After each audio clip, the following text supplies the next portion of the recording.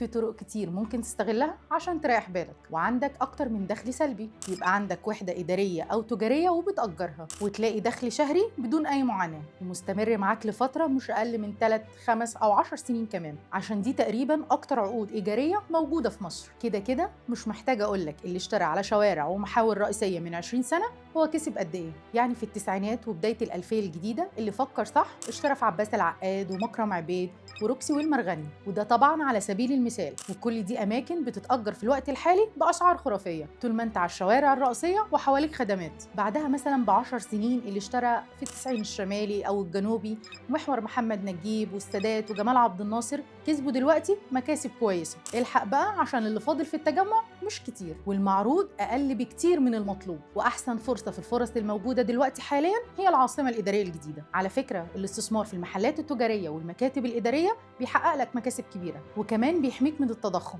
وكمان بيضمن لك الاستقرار المالي على المدى الطويل. تخيل يكون ليك مصدر دخل ثابت ومستمر بغض النظر عن التقلبات اللي موجودة في السوق. هو ده بقى الاستثمار الذكي. بس خلي بالك ان ده استثمار زي اي استثمار مليان مخاطر كتيرة. لازم يكون عندك مستشارك العقاري اللي تثق فيه ويوجهك صح ويقولك الفرص الكويسة فين.